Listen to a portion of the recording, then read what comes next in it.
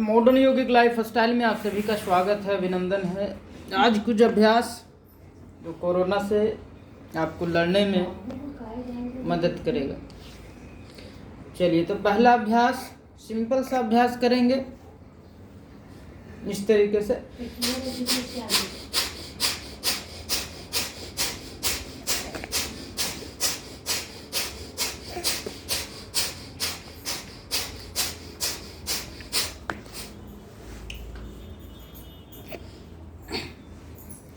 बिल्कुल लंबी गहरी सांस एक झटके के साथ छोड़ें।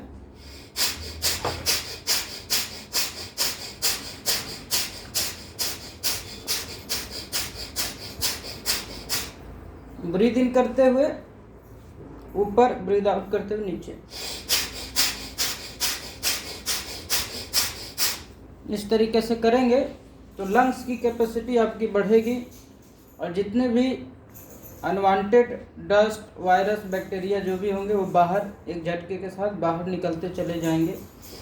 एक डिटॉक्सिफिकेशन टाइप का प्रोसेस आपके लंग्स में होगा और इससे ब्लड का सर्कुलेशन भी फास्ट होगा। और क्योंकि आप ऑक्सीजन इसमें ज़्यादा एक्सेप्ट कर रहे हैं, रिसीव कर रहे हैं, तो ऑक्सीजनेटेड ब्लड का फ्लो जब सारे सेल्स तक पहुंचेगा तो कहीं ना कहीं आपके बॉडी ऑर्गन्स को डिटॉक्सिफाई करेगा और प्रॉपर फंक्शनिंग में लाएगा, हार्मोनल बैलेंस भी बना के रखेगा।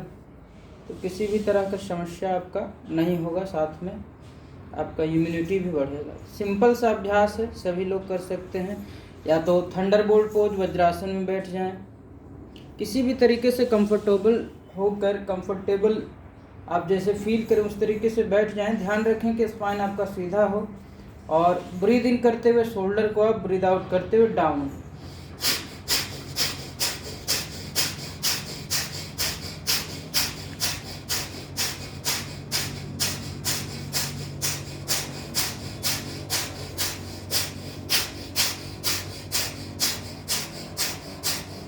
इस तरीके से करेंगे, बहुत ही सिंपल अभ्यास। इस अभ्यास को आप करें 50-50 काउंट्स का 10 राउंड करें। जब आप थक जाएं थोड़ा सा रिलैक्स करें, जब रिलैक्स हो जाए, जब हार्ट बीट आपका नॉर्मलाइज हो जाए तो फिर इसी अभ्यास को करें। क्योंकि ज़्यादा तरह का अभ्यास करने से बेटर है कि आप 1-2 अभ्यास ही पकड़ें और इसी में महारत हासिल करें। क्योंकि किसी भी आसन में आप सिद्धि करेंगे तो हर तरह का बीमारी आपके शरीर से चला जाए। किसी भी एक भी आसन में यदि आप सिद्ध कर लेते हैं, सिद्ध करने का मतलब किसी भी एक पोज में यदि आप 3 घंटे तक बैठ लेते हैं तो समझ लीजिए वो आसन आपका सिद्ध हो चुका है। और इस तरीके से यदि आप आसानी पूर्वक कर पाते हैं, इसका मतलब आपके शरीर में किसी भी तरह का रोग नहीं होगा।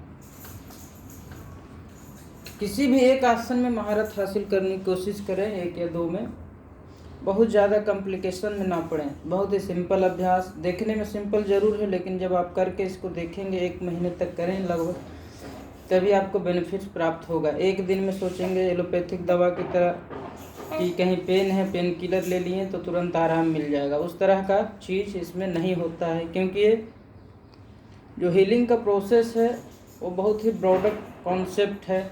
जब तक शरीर आपके शरीर से हर तरह के गंदगी को बाहर नहीं हटा देता तब तक आप पूरी तरीके से स्वस्थ नहीं कहलाएंगे। और आसनों का यही काम है, प्राणायामों का यही काम है कि शरीर के अंदर से हर तरह की फिजिकल लेवल के साथ साथ मेंटल लेवल को भी पूरी तरीके से स्वस्थ कर देने की क्षमता इसमें है। तो एक एक अभ्यास को पकड़ के चले और उसी को करें।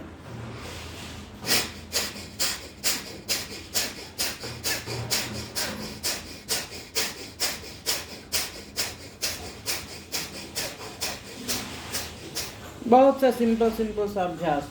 दूसरा अभ्यास, लंग्स की कैपेसिटी को आप बढ़ाना चाहते हैं तो सिंपल सा अभ्यास है। लंबी गहरी सांस भरें और सांस को अंदर ही होल्ड करने की कोशिश करें। जितनी देर तक आप आसानी पूर्वक होल्ड कर सकते हैं उतना सांस को अंदर होल्ड करेंगे।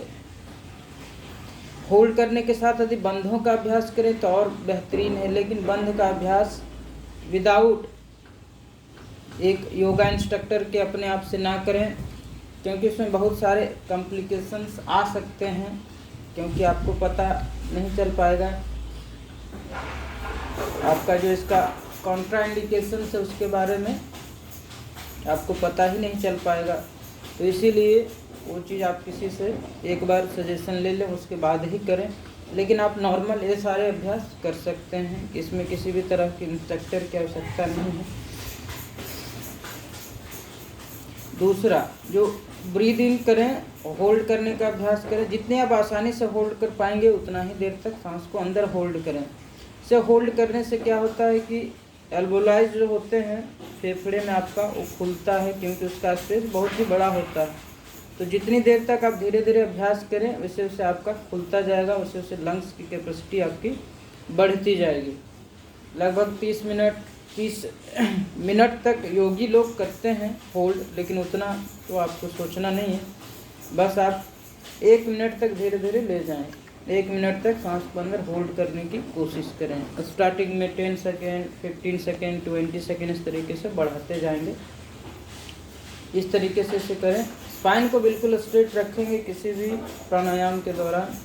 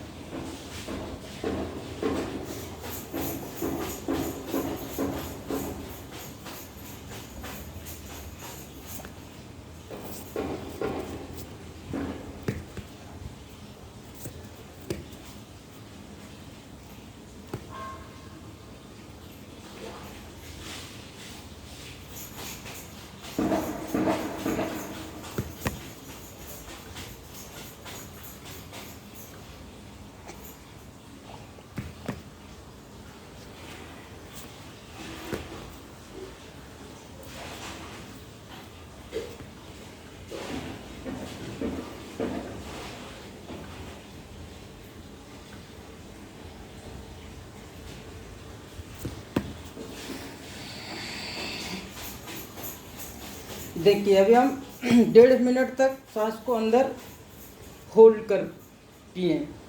तो इसी तरीके से आप 20-20 सेकेंड, 10-10 सेकेंड से अभ्यास करें। कोई जल्दबाजी ना करें और एक ही बार में बहुत ज़्यादा होल्ड करने की कोशिश भी ना करें, क्योंकि लंग्स की कैपेसिटी और जो मसल्स होते हैं सपोर्टिव मसल्स, उसकी कैपेसिटी को भी ध्यान में रखते हुए, उसके स्ट्रेंथ को ध्यान में रखते हुए इसे बढ़ाया जाता है। अचानक आप बढ़ाना चाहें तो किसी न किसी तरह का डिस्टर्बेंस आ जाएगा जो आपको थोड़ा सा डिफ़िकल्टी आपको क्रिएट कर सकता है उसके फंक्शनिंग में। तो इसीलिए आप डिस्टर्ब ना करें, बिल्कुल धीरे धीरे आप बढ़ाने की कोशिश करें। एक बार और देखें, करेंगे बिल्कुल धीरे धीरे सांस को अंदर भरें।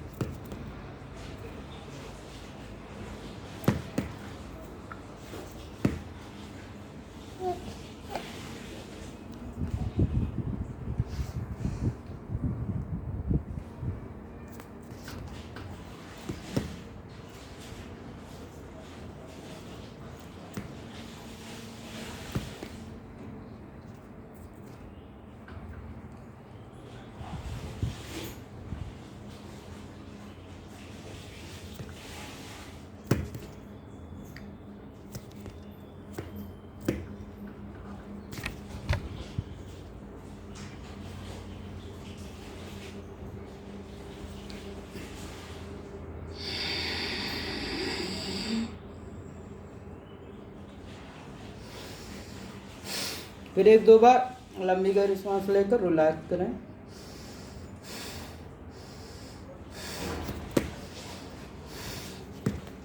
एक मिनट 20 सेकेंड तक इस बार होल्ड किए। तो इसी तरीके से आप इसे होल्ड कर कर के और लंग्स की कैपेसिटी बढ़ा सकते हैं, अपने ब्रेन की कैपेसिटी बढ़ा सकते हैं। तो सिंपल सा अभ्यास है, इसको यदि आप करेंगे।